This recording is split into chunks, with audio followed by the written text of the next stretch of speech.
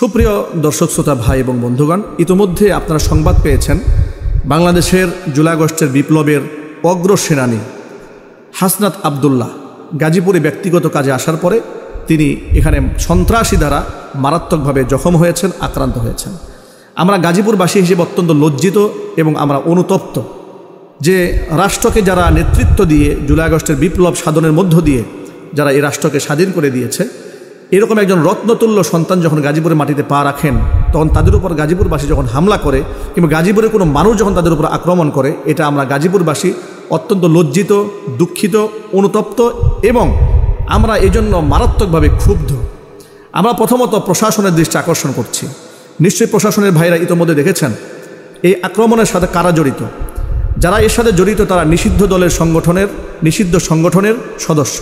তারা এই হামলার পরপরই যে প্রতিক্রিয়া ব্যক্ত করেছে, অর্থাৎ তাদের উচ্ছ্বাস প্রকাশ করেছে, তারা যে পরিমাণ আগ্রহ এবং উচ্ছ্বাস আনন্দ প্রকাশ করেছে, সুস্পষ্টভাবে তারা ফেসবুক, অনলাইন, সোশ্যাল মিডিয়াতে এখনও তাদের অ্যাক্টিভিটিস আমরা লক্ষ্য করছি। প্রশাসনের দৃষ্টি আকর্ষণ করছি এমন একজন রত্নতুল্য যাদের নেতৃত্বে বাংলাদেশে একটি নতুন বাংলাদেশ আমরা পেয়েছি। আমরা বাংলাদেশকে নতুনভাবে আমরা কথা বলার সুযোগ পেয়েছি, আমরা স্বাধীনভাবে চলাফেরার সুযোগ পেয়েছি। অসংখ্য মানুষ তাদের অধিকার ফিরে পেয়েছে।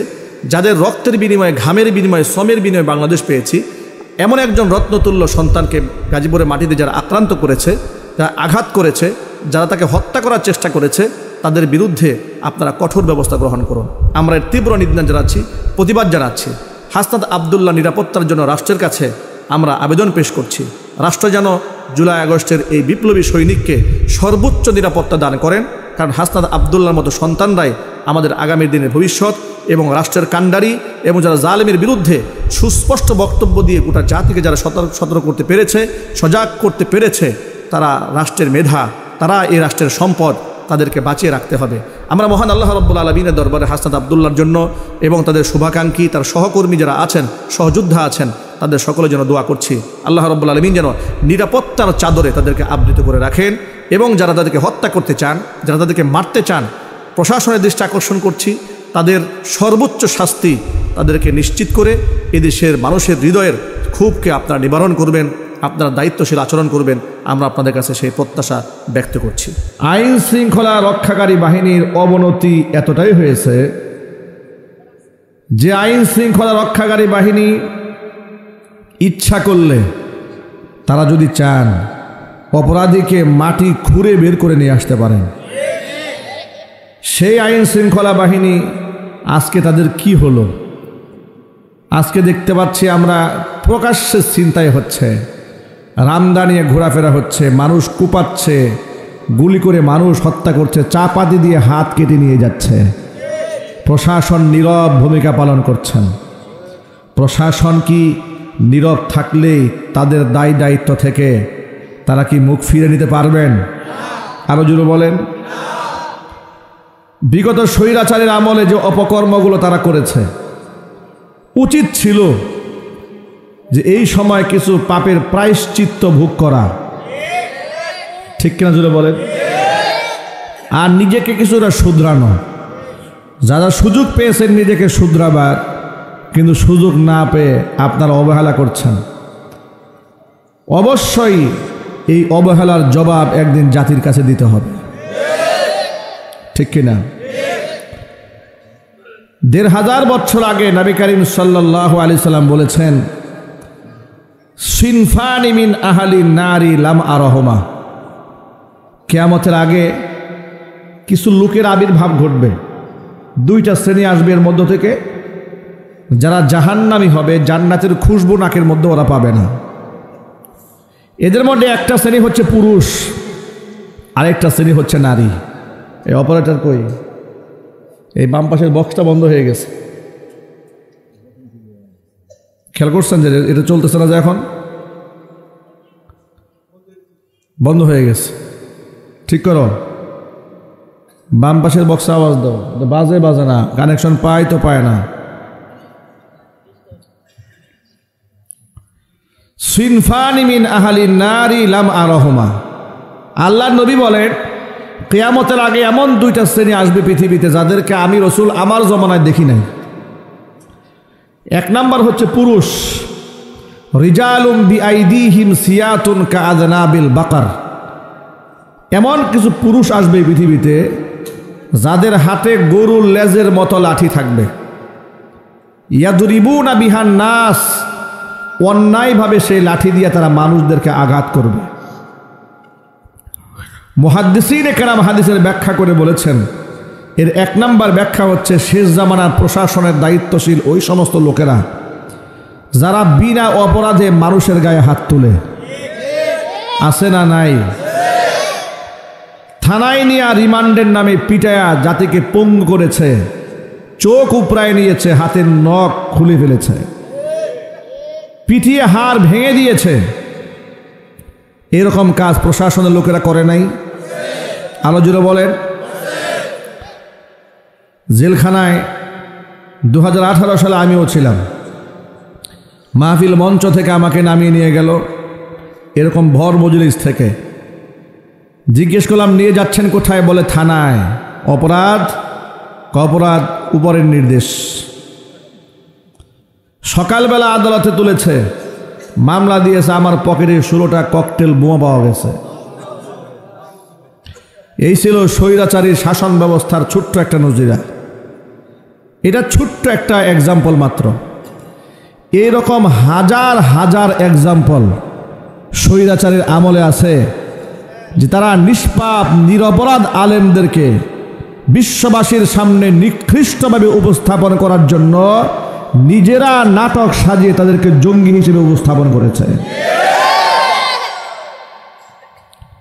যাকে যেভাবে সাজালে দুর্বল করা যায়, দাড়িওয়ালা লোকদেরকে সাজিয়েছে শিবির, জামাত, মৌলবাদী, রাজাকার, আল বদর, আল শামস সাজিয়েছে। বিরোধী দল যারা, তাদেরকে এক একজনকে এক একটা মেকানিজমে সাজিয়েছে। কাউকে গাড়ি কুড়ার মামলা, কাউকে অস্ত্র মামলা, কাউকে মাদক মামলা। তো হুজুরদের নামে তো মাদক মামলা দিলে এটা শয়তানে খাবে না, পাবলিকও খাবে না, শয়তানও খাবে না। এই জন্য আলেমুল আমাদেরকে মাদক মামলা দেয় নাই, আলেমদেরকে অস্ত্র মামলাও দেয় নাই। দিয়েছে কি? কয়েকটা জায়গায় দিয়েছে জঙ্গি। ঠিক কিনা জুড়ে বলেন? নিজেরা গাজার হাতে নিয়ে পাবলিকের পকেটে ঢুকাইয়া পরে গাজার মামলা দিয়েছে। ট্যাবলেট নিজেরা, ইয়াবা ট্যাবলেট নিজের হাতে বহন করে পাবলিকের পকেটে ঢুকাইয়া ইয়াবার মামলা দিয়ে চালান করে দিয়েছে। কেন করেছে এগুলো? নিজের প্রমোশনের জন্য করেছে। কেন করেছে? র্যাঙ্ক একটু উপরে যাবে, যে উনি এতগুলা ইয়াবাখোর ধরতে পেরেছে, গাঁজাখোর ধরতে পেরেছে, মদখোর ধরতে পেরেছে। নিরপরাধ মানুষদেরকে অপরাধী বানাইয়া জেলখানায় বছরের পর বছর তারা আটকায় রেখেছে। আমি আমার এখানে সামনে অনেক যুবক ভাইদেরকে দেখতে পাচ্ছি। যুবকেরা, আমরা যুবক মানুষ, আমাদের এই যৌবনের একটা দাম আছে, মূল্য আছে। যৌবন চিরদিন থাকবে না, ক্ষমতাও চিরদিন থাকবে না। একদিন ক্ষমতার শেষ হবে। আমার এই যৌবনের তাগড়া এই শক্তিও একদিন শেষ হয়ে যাবে। যারা 16 বছরে এগুলা মানুষের সামনে করেছে, আজকে তাদের দিকে একটু তাকায় দেখেন। হাজার কোটি টাকার মালিক, কিন্তু পৃথিবী আল্লাহ পাক তাদের জন্য এত সংকীর্ণ করে দিয়েছেন, পৃথিবীর কোনো মাটি ওদেরকে নিতে চায় না। এমনকি ওরা এখন মরে গেলে বাংলাদেশের মাটিতে ওদের দাফন হবে কিনা এটাও সন্দেহ আছে। ওদের লাশটা পর্যন্ত জমিন এখন নিতে চাচ্ছে না। কোরআন শরীফের একটা আয়াত আপনাদের শোনা, একটু মিলাই নেবেন। আল্লাহ রাব্বুল আলামিন ১৫০০ বছর আগে সূরা তাহার মধ্যে ঘোষণা করেছেন, ওয়ামান আ'রাদা আন যিকরি ফাইন্না লাহু মাঈশাতান দানকা ওয়া নাহশুরুহু ইয়াওমাল কিয়ামাতি আ'মা قال رب لم حشرتني أعمى وقد كنت بصيرا قال كذلك أتتك آياتنا فنسيتها وكذلك اليوم تنسى।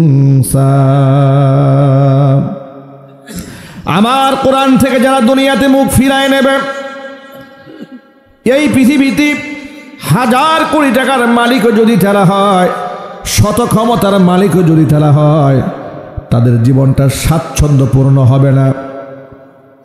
ফাইন্না লাহু মাঈশাতান দনকা, ওদের জীবন আমি আল্লাহ সংকীর্ণ বানায় দেব। দুইকাতুল আরদু বিমা রহবাত, প্রশস্ত পৃথিবী আল্লাহ পাক এদের জন্য সংকীর্ণ কেমন বানিয়ে দিয়েছেন লক্ষ্য করেন। যারা 1000 কোটি টাকা দেশ থেকে বিদেশে পাচার করে নিয়ে গেছে, কোরআনের মাহফিলে বাধা প্রদান করেছে, আলেমদেরকে মিথ্যা মামলা দিয়েছে, গরু রশি দিয়া বেঁধে আলেমদেরকে টেনে আদালতে হাজির করেছে, পায়ের মধ্যে ডান্ডা পেরিয়ে পড়িয়েছে, হাতের মধ্যে লোহার হাত করা পড়িয়েছে, বুলেট প্রুফ জ্যাকেট পরিয়েছে, মাথার মধ্যে হেলমেট পরিয়ে আলেমদেরকে জাতির সামনে সবচাইতে নিকৃষ্ট মানুষ এবং সবচাইতে নিকৃষ্ট অপরাধী হিসেবে জাতির সামনে প্রমাণ করার চেষ্টা করেছে। দুনিয়াতেই এদের তো আর শাস্তি পাওয়ার জন্য পরকালে যাওয়ার প্রয়োজন হয় নাই। দুনিয়াতেই পৃথিবী আল্লাহ এমন সংকীর্ণ করে দিলেন, আমেরিকা ওদেরকে নিতে চায় না, ব্রিটেন ওদের নেয় না, ইটালি নেয় না, সৌদি নেয় না, দুবাই নেয় না, পৃথিবীর কোনো মাটি এদেরকে নিতে চায় না। কথা ঠিক নেবে ঠিক বলে। গোটা প্রশস্ত দুনিয়া আল্লাহ পাক এদের জন্য সংকীর্ণ করে দিয়েছে, কারণ এরা কোরআন থেকে মুখ ফিরিয়ে নিয়েছিল। ওরা আবার পাবলিকলি ধোঁকা দিয়া বলতো, সকালবেলা উনি নাকি সর্বপ্রথম জায়নামাজ তালাশ করেন, কোরআন তেলাওয়াত দিয়ে উনি দিবস শুরু করেন। কত বড় আল্লাহর ওলি, কর্মকাণ্ড দেখে মনে হয়তো ইবলিশও হাসে, আর বক্তব্য দেওয়ার সময় মনে হয়তো রাবিয়া বুস্তি নেমে আসছে আসমান থেকে। কথা একটু জোরে বলতে হবে, ঠিক কিনা জোরে বলেন। রাবিয়া বস্তির কোরআন শরীফ তেলাওয়াত ছাড়া সকালবেলা ওনার সূচনা হয় না। উনি বিভিন্ন জায়গায় গিয়া মানুষদের কাছে বয়ান দিতেন, কোরআন তেলাওয়াত করেন, জায়নামাজ তালাশ করে বেড়ান। খুব তাহাজ্জুদি, বিরাট পরহেজগার। এত পরহেজগার, এত বেশি পরহেজগার, শুধুমাত্র 2021 সালে 2600 আলেমের নামে মিথ্যা মামলা দিয়েছে। এই হচ্ছে পরহেজগার মহিলার আচরণ। কোরআন শরীফ থেকে মুখ ফিরিয়ে নিয়েছে, মাহফিলে মাহফিলে বাধা তৈরি করেছে। এদের লালিত কুকুরেরা বক্তার সামনে থেকে মাইকগুলো কেড়ে নিয়েছে। শত শত মিডিয়ার সামনে বক্তাকে শাসিয়েছে, ধমক দিয়েছে, স্টেজ থেকে লাথি মেরে মাইক ফেলে দিয়েছে। এমন বেয়াদবি ওরা করে নাই? একটু চিৎকার দিয়ে বলতে হবে, করে নাই? কত বড় পাষণ্ড হলে জুলাই আগস্টের বিপ্লবে যে ছেলেরা আহত হয়েছে, পঙ্গু হসপিটালে গেছে, ওখানেও নাটক করতে গেছে। এই নাটক শিল্পী উনি গেছে নাটক করতে, একেবারে আবেগ দেখাইছে। আহারে বাচ্চারা কি কষ্ট পাইছে, অথচ গোপনে বলে আসছে ডাক্তারদেরকে, নো ট্রিটমেন্ট, নো রিলিজ। যেগুলা মায়ের খেয়ে আসছে চিকিৎসা হবে না, রিলিজও হবে না। আজকে জাতির সামনে তা প্রমাণিত হয়েছে। অসুস্থ রোগীদেরকে চিকিৎসা না দিয়া ধুকে ধুকে যে মারতে চায়, ও মানুষ নয়, সে জানোয়ার ছাড়া কিচ্ছু নয়। আবার বলে আমার কি দোষ? এর যদি কোনো দোষ না থাকে, ইবলিস শয়তানের কোনো দোষ নাই। আমার ভাইয়েরা, যুবক ভাইদেরকে বিশেষ করে বলছি, যুবকেরা, এই জন্য যার তার পেছনে দৌড়ালে হবে না, যেখানে সেখানে জীবন দিলে চলবে না। ওই স্বৈরাচারীর পিছনে যেই সমস্ত যুবকেরা জীবন নষ্ট করেছে, যৌবন নষ্ট করেছে, একটুখানি চিন্তা করেন। স্বৈরাচারী তো বিমান নিয়ে পালায় গেল, কিন্তু তার পিছনে যারা এলাকার তৃণমূলে যারা আছে, ছাগলের 3 নাম্বার বাচ্চার মতো লাফিয়েছে, ওদের অবস্থাটা কি হয়েছে দেখেন। ওদের দিকে ওদের আপা কিংবা ওদের মা একটা বারের জন্য ফিরাও তাকায় নাই। আমি তো মনে করি ওদের কর্মীরা হাসিনার বিরুদ্ধে ঝাড়ু মিছিল করা উচিত। যে আমাদের বিপদের মধ্যে ঠেলে দিয়া আপনার জ্ঞাতি গোষ্ঠী নিয়ে যে বিদেশ গেলেন, আপনার রক্ত যেখানে আছে সব নিয়ে তো পালাইছেন, বিদেশ গেছেন, আমাদের আছে নাকি? আমাদের বিপদে ফেললেন কেন? কথা ঠিক না ঠিক জোরে বলেন। উচিত, ঝাড়ু মিছিল করা উচিত। যুবকেরা, যেখানে সেখানে জীবন দেওয়া যাবে না। ওদের কর্মীরা রাস্তাঘাটে মারা গেলে লোকেরা আলহামদুলিল্লাহ বলে। এটা কেমন জীবন? আপনি মারা গেলে লোকেরা আলহামদুলিল্লাহ বলবে?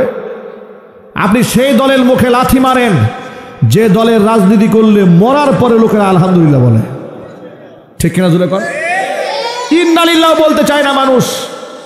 আমি এমন জীবন কেন গঠন করব? আমি এমন জীবন গঠন করব, এমন জীবন করিবে গঠন, মরিলে হাসিবে তুমি, কাঁদিবে ভুবন। আল্লাহ নবী বলেন, রিজালুম বিআইদিহিম সিয়াতুন কাযনাবিল বাকরি। এমন কিছু যুবকরা কিয়ামতের আগে আসবে যারা অন্যায়ভাবে মানুষদেরকে পিটাবে। এরা হচ্ছে সমাজের ওই সমস্ত নিকৃষ্ট গুন্ডা মাস্তান যারা অন্যায়ভাবে মানুষদেরকে প্রহার করে। আল্লাহ পাক যেন এই ধরনের অপকর্ম থেকে, লাঠিয়াল বাহিনী হওয়া থেকে, মানুষের ক্যাডার বাহিনী হওয়া থেকে আমার যুবক ভাইদেরকে বাঁচাই দেন। জোরে কর আমিন। যুবক ভাইরা, বেনামাজি নেতার পিছনে দৌড়ায় কোনো লাভ নাই, সন্ত্রাসের পিছনে দৌড়ায় কোনো লাভ নাই। তো আমাকে তো মরতেই হবে, ঠিক কিনা বলেন? আমি যদি কারো বুক ঝাঁঝরা করে দেই, আমি যদি কারো সন্তানদেরকে এতিম বানায় দেই, আমার সন্তানদেরকে আল্লাহ পাক এতিম বানাইয়া দিবেন। আমি যে সন্ত্রাসী, হাতের মধ্যে হাতিয়ার তুলে ধরেছি, আমাকে শায়েস্তা করার জন্য আরেকজনের হাতে হাতিয়ার উঠবে না? চিল্লা বলেন, উঠবে না? তাহলে আমি এই পথে কেন হাঁটব? এই পথটা তো ভালো পথ নয়। এই গুন্ডামির পথটা কি ভালো পথ? সন্ত্রাসীর পথ কি ভালো পথ? না, আমরা এই পথে হাঁটবো না। বলেন ইনশাআল্লাহ। জীবন যদি দিতে মনে চায়, আমি আল্লাহর পথে জীবন দেব, কোরআনের জন্য জীবন দেব, আল্লাহ রসুলের জন্য জীবন দেব। আমি মরেও আমি ধন্য হব, পরকালে বিনা হিসেবে জান্নাত পাব।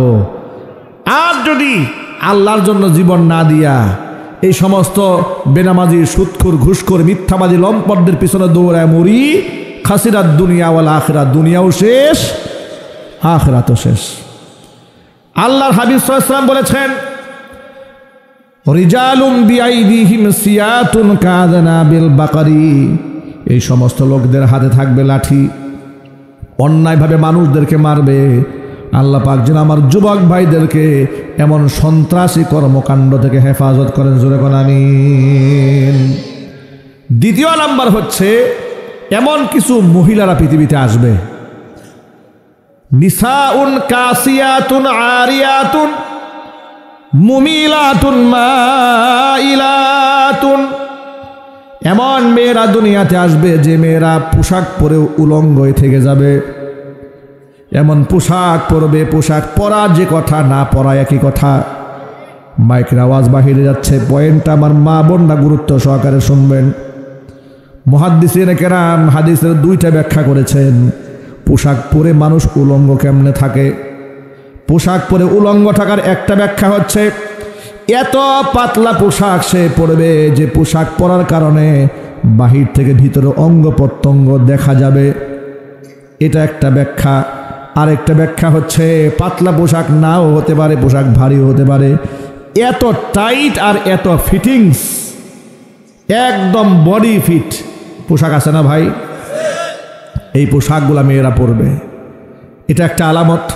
এই মেয়েদের আরেকটা আলামত হচ্ছে মুমিলাতুন মাইলাতুন, পরপুরুষকে নিজেদের প্রতি আকৃষ্ট করবে, নিজেও অন্য পুরুষের দিকে আকৃষ্ট হবে।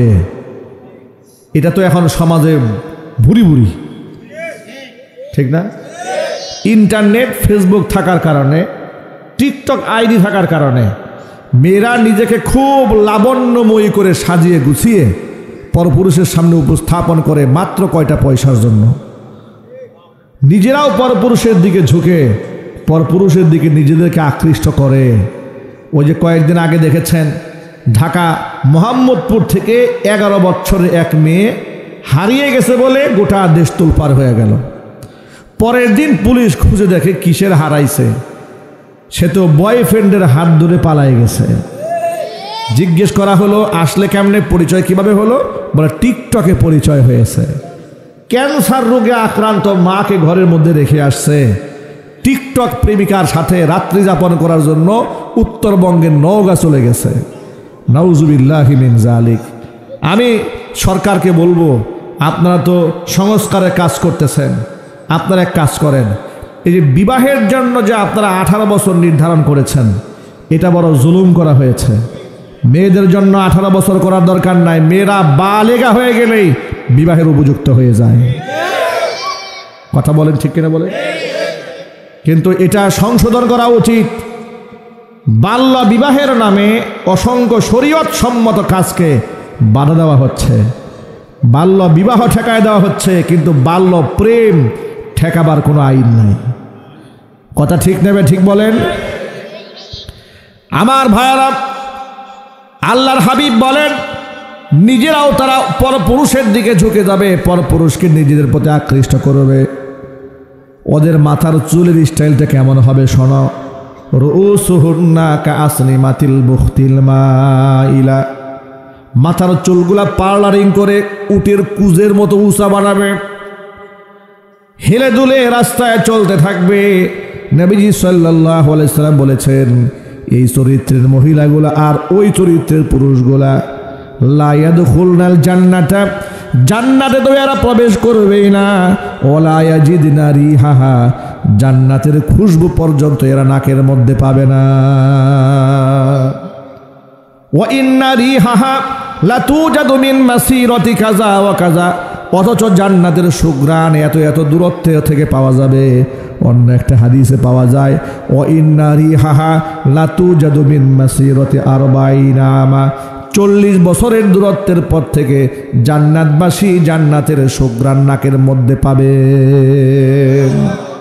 সেই গ্রাণও এই সমস্ত মেয়েরা পাবে না। শুধু মেয়েদের দোষ দিয়ে তো লাভ নাই। আমরা যারা বাবা আছি, আমরা যারা গার্জিয়ান আছি, স্বামী আছি, বড় ভাই আছি, আমরাও কি আমাদের দায়িত্ব এড়াতে পারবো? না, পারা যাবে না।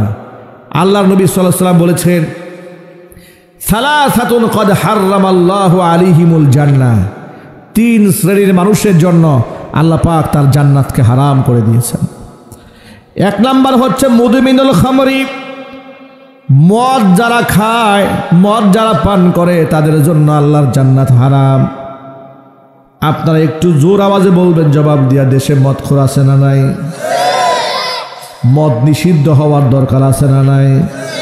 কিন্তু বাংলাদেশে মদ নিষিদ্ধের আইন কি আছে? না।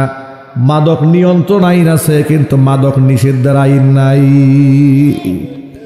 মাদক নিয়ন্ত্রণ আইন এটা হচ্ছে একটা ধোঁকাবাজি। এটা কি জোরে বলেন? ধোঁকাবাজি। এর মানে হোটেল সালাদিয়াতে গরিব মানুষরা মদ খাইতে পারবে না, কিন্তু 5 স্টারে যান, মদ খাবার সুবন্দোবস্ত আছে। এটা কোনো আইন হলো? কি বলেন আপনারা? এটা বৈষম্যপূর্ণ আইন। কথা ঠিক নেবে ঠিক বলেন? এই ধরনের আইন চলবে না।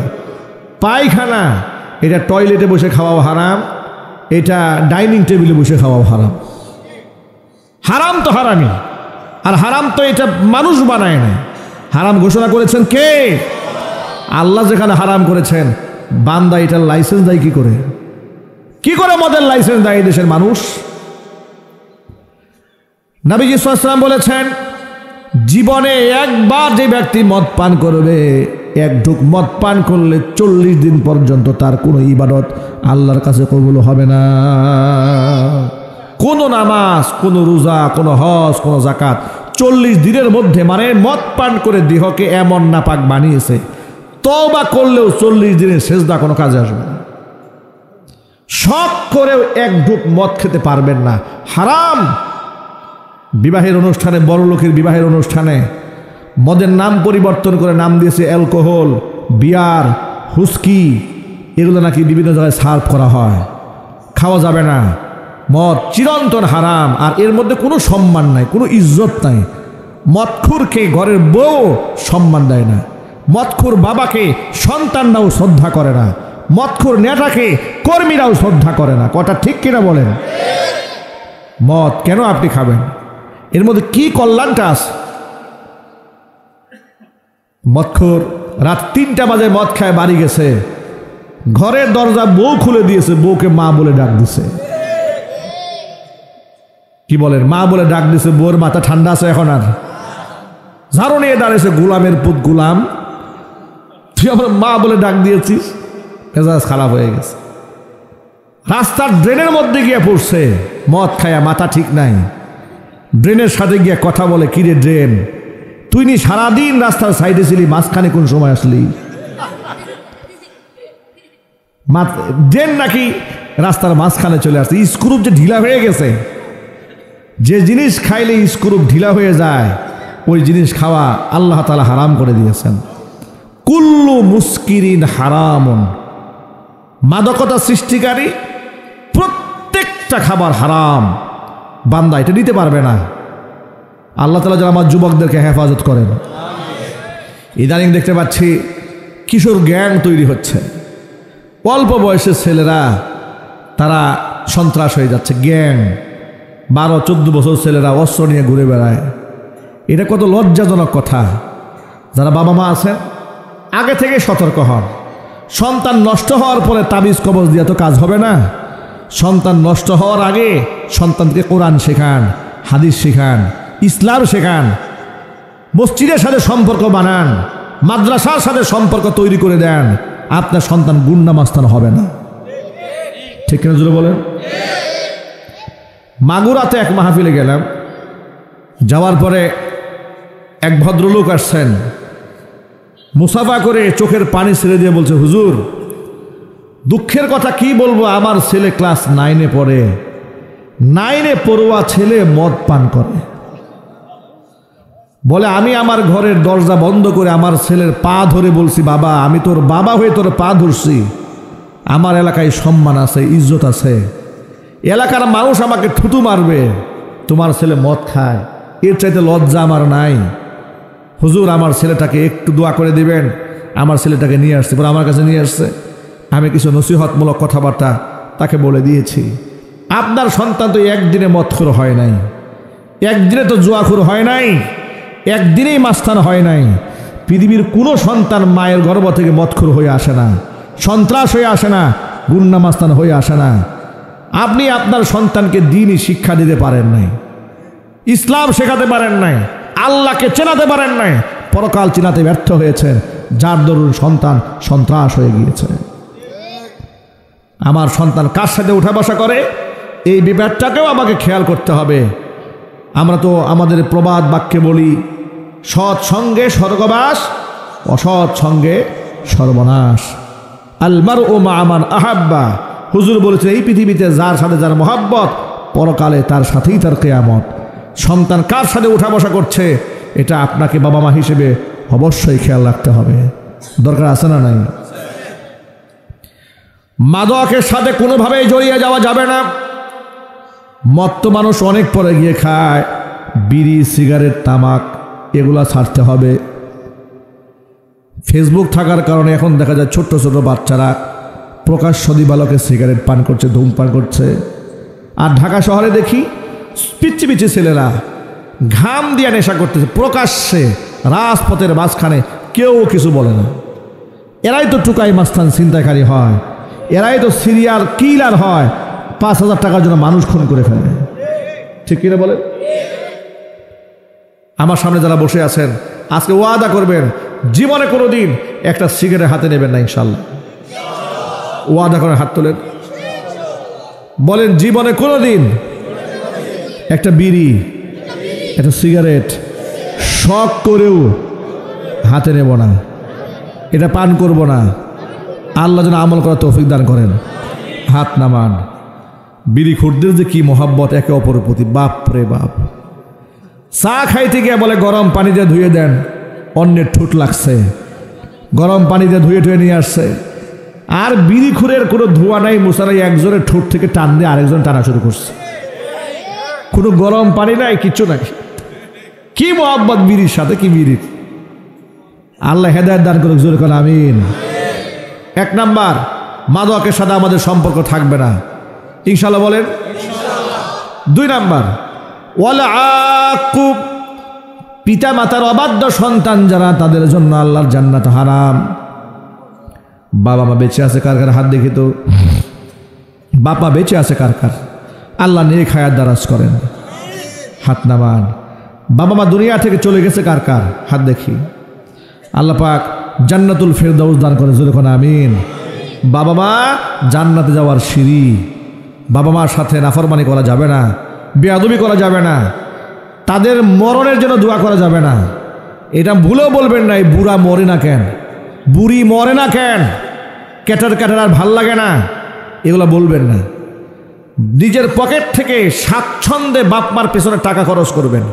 হুজুর বলেছেন যেই ব্যক্তি তার রিজিকে বরকত চায় সে যেন বাপ মার পেছনে পয়সা খরচ করে। আর এখন তো সমাজের ছেলেরা বাবা মার পেছনে টাকা ব্যয় করাকে বোঝা মনে করে, ঠিক না? বোঝা মনে করে। উত্তরবঙ্গে একটা বৃদ্ধাশ্রম আছে, ভদ্র মহিলা এই বৃদ্ধাশ্রমের ওনার যিনি পরিচালক, যিনি তার নাম দিয়েছেন বেলা শেষে। কয়েকদিন আগে আর টেলিভিশনের একটা সাংবাদিকের সাক্ষাৎকারে উনি একটা গল্প বললেন, এই বৃদ্ধাশ্রম খোলার ইতিহাস বললেন। তিনি বলেন ঢাকা শহরে মোহাম্মদপুরে এক ভদ্র মহিলার সাথে তার একটা সম্পর্ক ছিল, মৌখিক চেনা। তো ভদ্র মহিলার 2 ছেলে বিদেশ থাকে, 2 ছেলে ডাক্তার। তো তিনি একদিন লক্ষ্য করলেন যে 2-3 দিন হয়ে যাচ্ছে ওই মহিলার সাথে দেখা নাই, বয়স্ক মহিলা। তিনি বলেন আমি তার বাড়ি চিনি, বাড়িতে গেলাম, গিয়ে দেখি ভেতর থেকে দরজা বন্ধ। সন্দেহ লাগলো বুড়া মানুষ, কোনো সমস্যা হলো কিনা। প্রশাসনের লোক এসছে, দরজা ভেঙে ভিতরে ঢুকলাম। মহিলা বলছেন ঘরের ভিতরে ঢুকে দেখি ওই মহিলার অর্ধেক অঙ্গ প্যারালাইজড হয়ে গেছে, বিছানায় পেশাব পায়খানা করে শুয়ে আছে। এই অবস্থার মধ্যে তাকে ঢাকা মেডিকেল কলেজ নেওয়া হলো, চিকিৎসা দেওয়া হলো। সন্তানদেরকে বিদেশে নক দেওয়া হলো।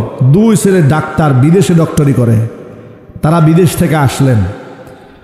বৃদ্ধাশ্রমের পরিচালক তিনি বলছেন ছেলেরা বিদেশ থেকে এসে প্রথম মায়ের সাক্ষাৎকারে তারা যে কাজটা করলো সেটা হলো এই, বিদেশ থেকে বাংলাদেশে এসে মায়ের সাথে সাক্ষাৎ করতে আসার সময় তারা হাতের মধ্যে করে কয়েকটা স্ট্যাম্প নিয়ে আসছেন, দলিল নিয়ে এসে এই বৃদ্ধা মায়ের হাত থেকে টিপ সই নিয়ে মায়ের নামে যত সম্পদ ছিল সব লিখে নিয়ে গেল। লিখে নেওয়ার পরে বলছে, ওই মহিলা বলতেছে যে ছেলেরা ওনাকে বলতেছে যে আপনি আমাদের বোনের মতো, আমরা বিদেশ থাকি, আমার মাটাকে আপনি দেখে শুনে রাখবেন, যত টাকা পয়সা লাগে বিদেশ থেকে আমরা পাঠাবো। এই কথা বলে 2 ছেলে মায়ের সমস্ত সহায় সম্পদ যা ছিল সব লিখে নিয়ে আবার বিদেশ চলে গেছে। ওই মহিলা তার কাছে থেকে তার সেবা নিতে নিতে এক সময় সে মারা গেছে। মহিলা এই কথা বলতে গিয়ে আবেগ আপ্লুত হলেন। তিনি বললেন এই মহিলাটা মারা গেলেন, আজ পর্যন্ত সন্তানরা একটা ফোন দিয়ে খোঁজ খবর নেন নাই তিনি বেঁচে আছেন না মরে গেছেন। এটা হচ্ছে পৃথিবী, এটা হচ্ছে পৃথিবীর চরম বাস্তবতা। এমন বাস্তবতা প্রতিদিন আমাদের চোখের সামনে ঘটে যায়, কিন্তু চোখ থাকিতেও আমরা অন্ধ, আমরা বাস্তবতার চোখ দিয়ে বাস্তবতা উপলব্ধি করি না। আজকে ডাক্তার বানিয়েছে সন্তানরা মায়ের খবর নেয় নাই। আমি তামাম পৃথিবীকে চ্যালেঞ্জ করে বলতে পারি এই দুনিয়াতে যত বৃদ্ধাশ্রম আছে একটু খোঁজ খবর নিয়ে দেখেন। গাজীপুরে মণিপুরে বৃদ্ধাশ্রম আছে, খবর নিয়ে দেখেন। বড় বড় অফিসারদের বাপমা পাবেন, সরকারি বহুত বড় বড় আমলাদের বাপমা বৃদ্ধাশ্রমে পাবেন, কিন্তু আল্লাহর কসম একটা হাফেজের মা, একটা আলেমের বাপমা বৃদ্ধাশ্রমে খুঁজে পাবেন না। কারণ মাদ্রাসা থেকে আমরা আমাদের সন্তানদেরকে শিখিয়ে দিয়েছি, কোরআন বলেছি ওয়াকাদা রাব্বুকা আল্লা তা'বুদু ইল্লা ইয়াহু ওয়া বিল ওয়ালিদাইনি ইহসানা।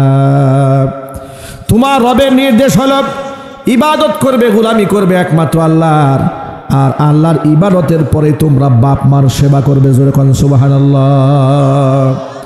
ইম্মা ইয়াবুলুগান্না ইনদাকাল কিবারু আহাদুহুমা, তোমার জীবদ্দশায় বাবা মার কোনো একজন যদি বার্ধক্যে উপনীত হয়ে যায়, আও কিলাহুমা, উভয় যদি উপনীত হয়ে যায়, ফালা তাকুল্লাহুমা উফফি ওয়ালা তানহারহুমা, শব্দ বললে মনে যদি আঘাত পায় সেটাও বলতে পারবে না, বাপ মাকে ধমক দিতে পারবে না। ওয়াকুল্লাহুমা কাওলান কারীমা, বাপ মার সাথে সম্মানসূচক শব্দে কথা বলবে। আমাদের বাচ্চাদেরকে আমরা এটা শিখাই দেই, খবরদার বাপ মার চোখে চোখ রেখে কথা বলা যাবে না, অশ্রদ্ধা করা যাবে না, গালমন্দ করা যাবে না, গায়ের হাত তোলা, অবাধ্য হওয়া তো বহু দূর কি বাত হয়। আজকে এ সমাজ নষ্ট হয়ে যাচ্ছে, শিক্ষা আছে সুশিক্ষা নাই, কথা ঠিক নেবে ঠিক। এই জন্য আমাদের দেশের 90-95% মুসলিম অধ্যুষ এই দেশে আমাদের একটা স্বপ্ন যে স্কুল হোক, কলেজ হোক, ইউনিভার্সিটি হোক, বিশ্ববিদ্যালয় হোক, যাই হোক না কেন, প্রত্যেকটা ক্লাসে ধর্মীয় সাবজেক্ট গুরুত্বের সাথে রাখা উচিত। আমাদের দেশে আছে, গুরুত্বহীনভাবে আছে। এটা যদি জীবনেও বই কেউ নাও খোলে, সেও ধর্ম পরীক্ষায় 90 পায়, ঠিক কিনা বলেন? আমি স্কুলে পড়েছি, আমার মনে আছে, আমি জীবনেও ধর্ম সাবজেক্ট প্রাইভেট পড়ি নাই, জীবনেও পড়ি না, ঠিক মতো পড়িও নাই। পরীক্ষা দিতে গিয়ে 90 নিচে জীবনেও মার্ক পাই না ধর্মীয় সাবজেক্টে। আমি পরিণত বয়সে আসার পরে এখন যেটা উপলব্ধি করি যে ধর্মীয় সাবজেক্টে এত বেশি নাম্বার পেছনের কারণটা কি। ইংরেজিতে প্রাইভেট পড়েছি, কোচিং করেছি, অঙ্কে প্রাইভেট পড়েছি, কোচিং করেছি, এরপরেও 80-র উপরে মার্ক নেওয়াটা জীবন বের হয়ে যেত। আর ধর্ম না পড়েও 90-র উপরে পায়। কারণ কি? এর কারণ হচ্ছে এই দেশে ধর্ম যারা পড়ায় তারা নিজেরাও ধর্ম বোঝে না। কথা বলেন? স্কুলে যে শিক্ষকরা ধর্ম পড়াইছে আমাদেরকে, তাদের সূরা ফাতিহা ঠিক নাই, দুরূদ শরীফ ঠিক নাই। কয়েকদিন আগে দেখতাম ইউটিউবে কোন এক স্কুলে স্বৈরাচারের আমলে স্কুলে সব টিচার হিন্দু, প্রাইমারি স্কুলে সবগুলো টিচার হিন্দু, ওই হিন্দু টিচাররাই আমাদের মুসলমান বাচ্চাদেরকে ধর্ম পড়াচ্ছে। এবার চিন্তা করেন কেমন শিক্ষাটা দেবে। শিক্ষা লালবাতি জানায় ছাড়বে, কথা ঠিক নেবে ঠিক। শিক্ষা সিলেবাসগুলোকে তারা এইভাবে ধ্বংস করে দিয়েছে। আবু বকর সিদ্দিকের জীবনী ছিল, উঠাই দিয়েছে। ওমরের জীবনী ছিল, উঠিয়ে দিয়েছে। মুহাম্মদ সাল্লাল্লাহু আলাইহি ওয়াসাল্লামের জীবনী উঠিয়ে দিয়েছে। সেখানে গরুর জীবনী, ছাগলের জীবনী এগুলো টেনে আনছে। মানে বাচ্চাদেরকে গরু ছাগল বানাতে যা যা করা দরকার ভারতের প্রেসক্রিপশনে তারা সব কিছু করেছে। জুলাই আগস্টের বিপ্লবে আমাদের সন্তানরা দেখিয়ে দিয়েছে এদেশের মানুষ ভারতের গোলামি চায় না, ভারতের দাসত্ব চায় না, এদেশের মুসলমানরা আল্লাহর দাসত্ব মানতে চায়। কথা বলতে হবে, ঠিক কিনা বলেন? সন্তানদেরকে কোরআন শিখান, ইসলাম বুঝান। আপনি ঠকবেন না, আপনি জিতে যাবেন। আপনার সন্তান যদি কোরআনের সাথে সম্পর্ক রাখে, আপনি বাবা মা সারা জীবন মানুষের কাছে মাথার মুকুট হয়ে থাকবেন। আপনার সন্তান যদি একজন হক্কানে আলেম হয়ে যায়, ভালো একজন হাফেজ কোরআন হয়, আপনি বাবা মা আপনি সম্মান পাবেন, দুনিয়াতে সম্মান পাবেন, কবরে সম্মান পাবেন, আখিরাতে। কিভাবে সম্মান পায় দেখেন। আল্লাহ আমাদেরকে ক্ষমা করেন।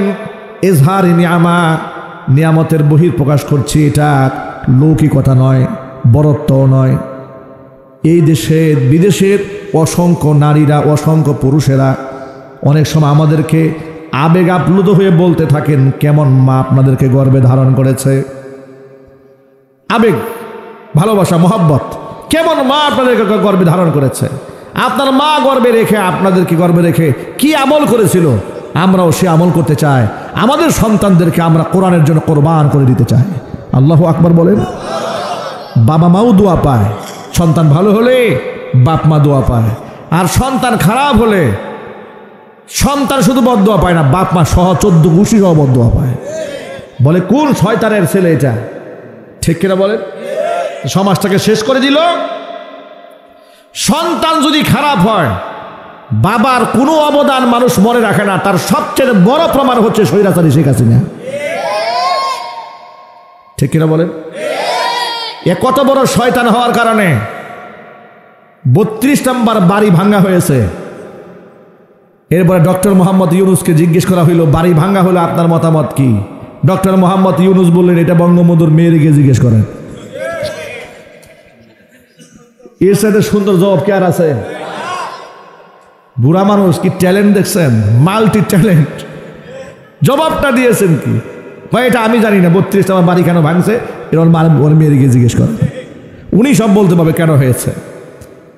তার অপকর্মের কারণে তার বাবার যে দুই একটা ভালো কর্ম ছিল এগুলাও জাতি ভুলে গেছে, ঠিক কিনা? সন্তানকে ভালো বানান, মানুষ দোয়া করবে। আর আমার দৃঢ় বিশ্বাস দিলে যে এই দেশের মানুষ অন্ততপক্ষে আগামী 100 বছর পর্যন্ত নিজের মেয়ের নাম হাসিনা রাখে কিনা সন্দেহ আছে, মনে হয় না রাখবে। আবু জেহেল যেমন নাম কেউ রাখে না, ফিরাউন নাম যেমন রাখে না, নমরুর নাম যেমন রাখে না, কারুর নাম কেউ রাখে না, ঠিক কিনা জোরে কোন? হাসানুল হক ইনুর ছেলেও নমরুদ নাম রাখবে না, রাশেদ খান মেজর ছেলেও আবু জেহেল নাম রাখবে না, ঠিক কিনা বলেন? এই জন্য সন্তানদেরকে কোরআন শেখান, ইসলাম শেখান, আল্লাহর সাথে মোহাব্বত শেখান। দেখবেন সন্তান আপনার চোখের শীতলতা হবে। আর আল্লাহ কাছে সবসময় একটা দোয়া করতে হবে। দোয়াটা আল্লাহ কোরআনে শিখিয়ে দিয়েছেন। আল্লাহ পাক বলেন, রব্বানা হাব লানা মিন আজওয়াজিনা ওয়া যুররিয়াতিনা কুররাতা আ'য়ুনি ওয়াজআলনা লিল মুত্তাকিনা ইমামা। আল্লাহ তাআলা আমাদের স্ত্রী, সন্তান, পরিবার পরিজন তাদের আচরণ এমন বানায় দাও যাতে করে আমাদের চক্ষুটা শীতল হয়ে যায়। জোরে কোন সুবহানাল্লাহ। কুররাত আয়ুন, চোখের শীতলতা যেন হয়ে যায়। যারা হাফেজ কোরআন হয়েছে, এই যে মাদ্রাসার ছেলেরা পুরস্কার পাচ্ছে, মাশাআল্লাহ, আলহামদুলিল্লাহ। হাফেজ যখন হয়ে যাবে এক একজন জিন্দা কোরআন হয়ে যাবে। কিয়ামতে এদের বাবা মাকে আল্লাহ শুধু নূরের মুকুট পরায় ক্ষান্ত হবেন না, জান্নাতি পোশাক পরাবেন, গাউন পরাবেন, গাউন পোশাক। পোশাকটা এত দামি হবে, হাদিস শরীফে এসেছে, ওয়ায়ুকসা হুল্লাতাইনি লা তাকুমু লাহুমাদ দুনিয়া। পৃথিবী বিক্রি করলেও সেই পোশাকের দাম দেওয়া সম্ভব হবে না। এত দামের পোশাক পরে হাফেজ সাহেবের বাবা এবং মা আল্লাহকে বলবেন, বিমা কাছাইতানা, আল্লাহ এ কি আমল করছিল আমরা, কোন আমলের বিনিময়ে তুমি এত দামের পোশাক আমাদের গায়ে উঠিয়ে দিয়েছ। ফায়ুকালু লাহুমা, আল্লাহর পক্ষ থেকে বলা হবে, বি আখযি ওয়ালাদিকুমাল কোরআন, তোমাদের সন্তানরা কোরআন পড়েছিল? বলে হ্যাঁ পড়েছিল। তো কোরআন পড়ার বদৌলতে সন্তানরা কোরআন পড়েছে, সেই সম্মানে বাবা মাকে এই পোশাক পরিয়ে দেওয়া হলো। হাদিসে কি মিথ্যা কথা লেখা আছে নাকি ভাই? এই কথাগুলো বিশ্বাস করেন না? কোরআনের সাথে সন্তানকে সম্পর্কিত বানায় দেন, বলেন ইনশাআল্লাহ। তাহলে সন্তান পিতামাতার অবাধ্য হবে না। আমরা আমাদের জীবদ্দশায় আমাদের বাপ মার মনে কোনো কষ্ট দেব না, বলেন ইনশাআল্লাহ। আল্লাহর কসম, আল্লাহর পরে বাপ মার চাইতে বড় পীর আর নাই এই পৃথিবীতে। আপনার যে পীর সাহেব আছে না, যাদের জন্য জীবন কোরবান করেন, গরু নিয়ে যান, ছাগল নিয়ে যান, কিচ্ছু দরকার নাই। গরুটা জবাই করে বাপ মারে খাওয়ান, ছাগল জবাই করে ভুনা করে বুড়া বাপ মারে খাওয়ান, আল্লাহ খুশি হয়ে যাবে, ঠিক কিনা বলেন? উরস শরীফে বেনামাজি পীরের দরবারে নিয়ে গেছে গরু। পীরে নিজেই নামাজ পড়ে না, রোজা রাখে না, পীরের মধ্যে কোনো পর্দা নাই, পুরুষ মহিলা একসাথে নাচানাচি করে। এগুলা দেশে নাই, বাংলাদেশে এগুলা জোরে করে আছে না নাই? তা আপনি যে গরু ছাগল তার কাছে নিয়ে গেলেন, ওই পীর সাহেবের সাথে আল্লাহর সম্পর্কই নাই। যদি আল্লাহর সম্পর্ক থাকতো সে হয়তো বেনামাজি থাকতে পারতো না, ঠিক কিনা? তাহলে সে তো নামাজ পড়ে না, তা তার নিজেরই তো পরকাল নাই, আপনার নিয়ে যাবে কই? সুতরাং এগুলো বাদ দিয়ে দেন। এগুলো বাদ দিয়ে সময় আছে, তওবা করেন, বাপ মার খেদমত করেন, 5 ওয়াক্ত নামাজ জামাতে গিয়ে আদায় করেন, নিজের আমল নিজে করেন। পীর সাহেব আমার কিচ্ছু করতে পারবে না। একটা হাদিস বললে আকীদার পরিষ্কার করে নেবেন। হাদিসটা শোনার পরে আল্লাহর নবী তার কলিজার টুকরা মেয়ে ফাতিমাকে ডেকে বলছে, ইয়া ফাতিমা আনকিযি নাফসিকি মিনান নার, ফাতেমা জাহান্নামের আগুন থেকে নিজেকে রক্ষা করো। ফাইন্নী লা উগনি আনকি মিনাল্লাহি শাইআ, তোমার পাপের কারণে যদি কিয়ামতে তোমাকে আল্লাহ পাকড়াও করে, আমি মুহাম্মদ সাল্লাল্লাহু আলাইহি ওয়াসাল্লাম তোমার পিতা হিসেবে আমি কিচ্ছু করতে পারবো না। আল্লাহু আকবার বলেন। আচ্ছা, এর থেকে বড় দলিল আর কিছু লাগে? আল্লাহর নবী নিজের মেয়েকে বলেছেন নিজেকে জাহান্নামের আগুন থেকে রক্ষা করো। এই ছেলেরা, আর কোথাকার কোন বেনামাজি পীরের অপেক্ষায় আপনি আছেন যে পীর সাহেব আমার তরাই নিয়ে যাবে? আহা, এই ধোঁকা থেকে বাঁচতে হবে। নিজের সমস্ত পীরের চাইতে আপনার বাপ মার মূল্য অনেক বেশি। এটাকে দাম দেন, মূল্যায়ন করেন, বলেন ইনশাআল্লাহ। মাকে ভালোবেসে এই পৃথিবীতে হয়েছে যারা আজ ধন্য, পৃথিবীর সব সুখ আল্লাহর জান্নাত সবই তারই জন্য। মাকে ভালোবেসে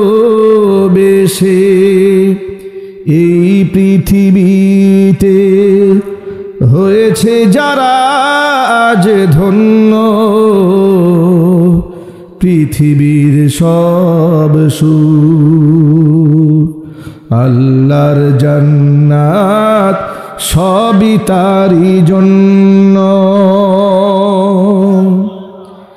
বায়েজিদ বোস্তামি খোদার হলো কত প্রিয়, সে যে মার ভালোবাসা দুয়ার কারণেই জেনে নিও। মার ভালোবাসা পেলে খোদার রহম মেলে, মার ভালোবাসা পেলে খোদার রহম মেলে, হবে তুমি জগৎ অনন্য, পৃথিবীর সব সুখ আল্লাহর সন্তোষ শুধু তারই জন্য। মাকে ভালোবেসে এই পৃথিবীতে হয়েছে যারা আজ ধন্য,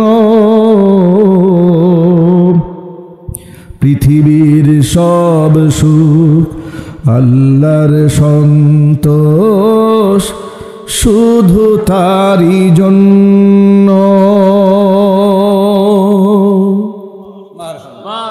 আল্লাহ তাআলা আমাদের মা বাবাকে মৃত্যু পর্যন্ত আমাদের মোহাব্বত করার তৌফিক দান করেন।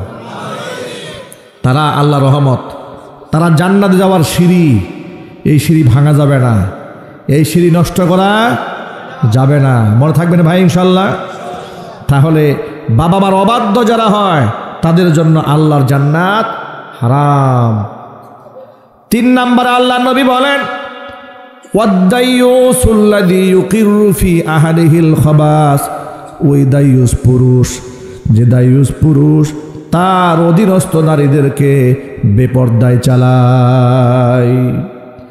অশ্লীল শরীয়ত বিরোধী কর্মকাণ্ড নিজের সন্তান নিজের স্ত্রী করার পরেও স্বামী বাধা দেয় না, বাবা বাধা দেয় না, আছে না নাই? ওই পুরুষকে দাইয়ুস পুরুষ বলা হয়েছে। খবরদার খবরদার, দাইয়ুস পুরুষের কাতারে নাম লেখা যাবে না। দাইয়ুসের জন্য আল্লাহর জান্নাত শুধু হারামি নয়, জান্নাতের খুশবু পর্যন্ত নাকে পাবে না। জোরে কন্যা নাউজুবিল্লাহ। আমরা আমাদের স্ত্রী সন্তানদেরকে হেফাজত করব, বলেন ইনশাআল্লাহ। পর্দার আড়ালে মা বোনরা বক্তব্য শুনতে পাচ্ছেন, মা বোনদেরকে বলছি, মায়েরা বোনেরা, একদিক থেকে স্বামী আপনার হক যেমন আদায় করবে, আপনিও আপনার স্বামীর প্রতি সর্বাধিক শ্রদ্ধাশীল হবেন, সবচেয়ে বেশি সম্মান দিবেন আপনার স্বামীকে।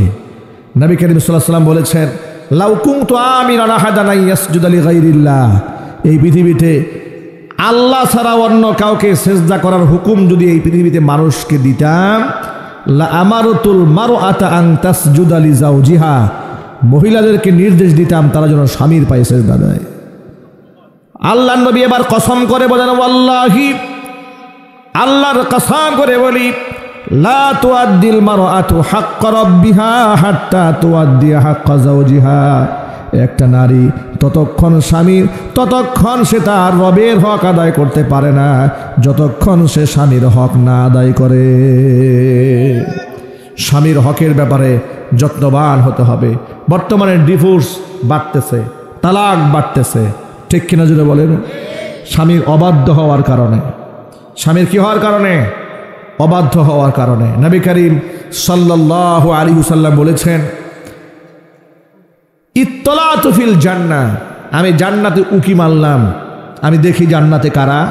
ফারাআইতু আকসারা আহলিহাল ফুকারা, জান্নাতে তাকাই দেখি পৃথিবীর অধিকাংশ গরিব মানুষগুলো জান্নাতের আসনকে দখল করে ফেলেছে। যখন আল্লাহু আকবার। জান্নাতের অধিকাংশ বাসিন্দা পৃথিবীর গরিবেরা। ওয়াত্তলাতু ফিন্নার, জাহান্নামে দেখলাম দেখি জাহান্নামে কারা। ফারাআইতু আকসারা আহলিহান নিসা, জাহান্নামে তাকায় দেখি জাহান্নামের অধিকাংশ বাসিন্দা পৃথিবীর মহিলারা। মহিলারা জাহান্নাম দখল করে ফেলতেছে। নবী করিম সাল্লাল্লাহু আলাইহি ওয়াসাল্লাম অন্য একটা হাদিসের মধ্যে এসেছে, ঈদগাহে নামাজ পড়ে বাড়ি ফিরছিলেন, মহিলাদের সামনে দিয়ে গেলেন, হুজুর বললেন, ইয়া মা'আশারান নিসা তাসাদ্দাকনা ফাইন্নী উরিতুকুন্না আকসারা আহলিন নার, মহিলারা তোমরা বেশি বেশি আল্লাহর রাস্তা দান করো, কারণ আমাকে দেখানো হয়েছে অধিকাংশ নারী তোমরা জাহান্নামে যাবে। মহিলারা প্রশ্ন করলেন, নবীজি কোন পাপের কারণে অধিকাংশ নারী জাহান্নামে যাবে? হুজুর বললেন, দুইটা পাপের কারণে অধিকারে নারীরা জাহান্নামে যাবে। একটা পাপ হচ্ছে লিতাকফুরনাল আশির ওয়া তাকসুরনাল লানা, বেশি বেশি স্বামীর নাফরমানি করা। 2 নাম্বার বেশি বেশি লানত দেওয়া। এই খাসলাতগুলো মহিলাদের আছে। 10 বছর সংসার করার পরে একদিন যদি একটুখানি কথা কাটাকাটি হয়েছে, মুখের উপর বলে বসবে 10 বছরে আপনার সংসারের সুখ কি জিনিস চোখে দেখি নাই, ঠিক কিনা? আর একটা কমন ডায়লগ আছে, সেটা কি জানেন? একমাত্র আমি দেখে তোমার সংসারটা করলাম। আছে না নাই? মায়েরা, এটা করা যাবে না। বিগত জীবনে যা হয়েছে পাস্ট টু পাস্ট, অতীত তো অতীত ছেড়ে দূর হয়ে গেছে, নিজেকে এখন থেকে শুধরায় নেন। বলেন ইনশাআল্লাহ। আমরাও শুধরাবো, মা বোনরাও শুধরাবেন ইনশাআল্লাহ। এক্ষেত্রে পুরুষদেরকে একটা কথা বলি, মা বোনদের প্রতি আমরা যেন অবিচার না করি। আল্লাহ তাআলা তাদেরকে তৈরি করেছেন একটু ভিন্ন ধাঁচে। হযরত পাক সাল্লাল্লাহু আলাইহি ওয়াসাল্লাম বলেছেন, ইন্নাল মারআতা খুলিকাত মিন দিলাইন, নারীদেরকে বক্র হাড়ে তৈরি করা হয়েছে। সুতরাং ইদা আকামতাহা কাসারতাহা, এটাকে বেশি সোজা করতে গেলে ভেঙে ফেলবে, মানে সংসার টিকবে না। ওয়া ইদা ইসতামতা'তা বিহা ইসতামতা'তা বিহা ওয়া ফিহা ইওয়াজুন, আর যদি এর নিয়ে সুখের সংসার করতে চাও তাহলে ওই বক্রতাটাকে ম্যানেজ করেই চলতে হবে। সুতরাং যখন দেখবেন যে বউয়ের মেজাজ একটু বেশি খারাপ হয়ে গেছে, তখন আপনি বুঝে নেবেন আল্লাহ ওরে বানাইছে এই সিস্টেমে, ঠিক কিনা বলেন? এরা সহজ জিনিস সহজে বুঝবে না। সহজ জিনিস জিলাপির মতো পেঁচ দেবে আগে, এরপরে বুঝবে। এক কথা 2-3 বার না বললে মাথা ঠিক থাকে না। এরপরে যখন আপনি আপনার শ্বশুর বাড়ির কোনো লোকজন বাড়িতে আসবে, আসলে দেখবেন যে তার প্রস্তুতি খুব আগে থেকে খুব গরম, আর আপনার বাড়ির লোকজন যদি আসে দেখবেন মেজাজ খুব খারাপ, ঠিক কিনা? এগুলাকে একটু কৌশল করে চলতে হবে। এখানে মেজাজ দেখায় কোনো লাভ নাই, মেজাজ দেখাবেন না। আর ভুলেও স্ত্রীর সামনে শ্বশুর শাশুড়ির বদনাম বলবেন না, তাহলে কিন্তু খাদ্যে লবণ লাগবে বেশি, ঝাল বেশি হয়ে যাবে তরকারিতে, ঠিক কিনা বলেন? এগুলা করা যাবে না, দুষ্টুটি খুঁজে বের করা যাবে না। মাঝে মাঝে কৌশল করে একটু তাউরিয়া করবেন। তাউরিয়া বুঝেন? মানে মিথ্যা না আবার সত্যও না, বউরে খুশি করার জন্য এই কৌশলটা করা জায়েজ আছে। কোন সুবহানাল্লাহ। স্ত্রীকে খুশি করতে গিয়া স্বামী কিছু কৌশল অবলম্বন করতে পারে। কয়েকটা ক্ষেত্রে আপনি এই কাজটা করতে পারেন। 2টা ভাইয়ের ঝগড়া লাগছে, এই দ্বন্দ্ব মিটায় দেওয়ার জন্য আপনি তাউরিয়া করতে পারেন। মিথ্যা কথা না, এটা হচ্ছে সত্যও না মিথ্যাও না, একটু উল্টায় পাল্টায় বলবেন। কেমন জানেন? বাজার থেকে শাড়ি নিয়ে আসছেন, এগুলো তো মহিলারা শুনতেছে, সব গোমর কি ফাঁস হয়ে যায় কিনা। শাড়ি নিয়ে আসছেন, আপনি জানেন আপনার বউয়ের মেজাজ এরকম, যদি এটার দামটা বেশি না শোনে, আপনি যত সুন্দরী আনেন এটা ভাল লাগবে না, ঠিক কিনা বলেন? 300 টাকা দিয়ে কিনছেন, তখন আপনি একটু তাউরিয়া করলেন, বাজারে এটা তো 900 টাকা বিক্রি হয়, এরকমের মধ্যে এটার মূল্যটা আছে। মোটামুটি সে খুশি হয়ে গেছে, বিরাট আমাদের 900 টাকা দিয়ে ছাড়িয়ে নিয়ে আসছে। আসল দাম বললে তোমাকে সুরে মারবে আপনার দিকে, আপনি একটু ম্যানেজ করে নিলেন আর কি, চললেন। কিন্তু রাগ দেখানো যাবে না। নবী করিম সাল্লাল্লাহু আলাইহি ওয়াসাল্লাম স্ত্রীদের সাথে রাগ দেখান নাই, খারাপ ব্যবহার করেন নাই, ধমকও দেন নাই। ছোট্ট একটা হাদিস শোনায়, আপনাদের বেশি কষ্ট লাগতেছে? উম্মুল মুমিনিন মা আয়েশা রাদিয়াল্লাহু তাআলা আনহার গৃহে নবীজি বিশ্রাম নিচ্ছেন। আল্লাহর রাসূলের একাধিক স্ত্রী থাকার কারণে তিনি ভাগ করে থাকতেন। কখনো আয়েশার ঘরে, কখনো হাফসার ঘরে, কখনো জয়নাবের ঘরে ভাগ করতেন, কখনো উম্মে সালামার ঘরে ভাগ করতেন। একবার মা আয়েশা রাদিয়াল্লাহু তাআলা আনহার গৃহে তিনি আসেন। সতীনের ঘর থেকে ছোট্ট একটা পেয়ালার মধ্যে কিছু হাদিয়া আসছে। মা আয়েশা রাদিয়াল্লাহু তাআলা আনহা বললেন, আমার খুব গায়রতে লাগছে। তারা তো জান্নাতি রমণী, আমাদের মা হন, রসুলের স্ত্রী, কত বড় সৌভাগ্যবান তারা, সুবহানাল্লাহ বলেন। কিন্তু হাজার কিছুর পরেও তো তারা মানুষ। তারা কি মানুষ, তাদের রাগ আছে, গুসা আছে, মান আছে, অভিমান আছে, আছে না? মা আয়েশা বলেন, আমার খুব রাগ হয়েছে, আমার গায়রতে লাগছে। আমার ঘরে থাকা অবস্থায় সতীনের কাছ থেকে কেন হাদিয়া আসবে? ওর ঘরে যখন থাকে সে তো খাওয়াই, এখন যা খেদমত আমি একা করব। পিয়ালার মধ্যে কিছু হাদিয়া আসছে, একদম আছাড় দিয়ে পিয়ালা সব ভেঙে ফেলছে রসুলের সামনে। প্রিয় ভাইরা, এই কাজ যদি আমাদের বউরা আমাদের সামনে করতো, কি করতেন? যে আসার পিয়ালায় দিছে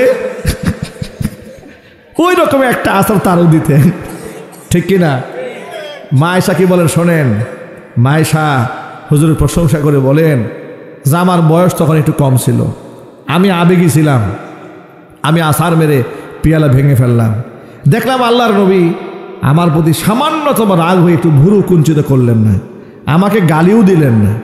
আবার সতীনের সাথে আমার সম্পর্কের দূরত্ব যেন সৃষ্টি না হয়, হুবহু একটা পেয়ালা কিনে তার বাড়িতে খালি পেয়ালা ফেরত দিলেন।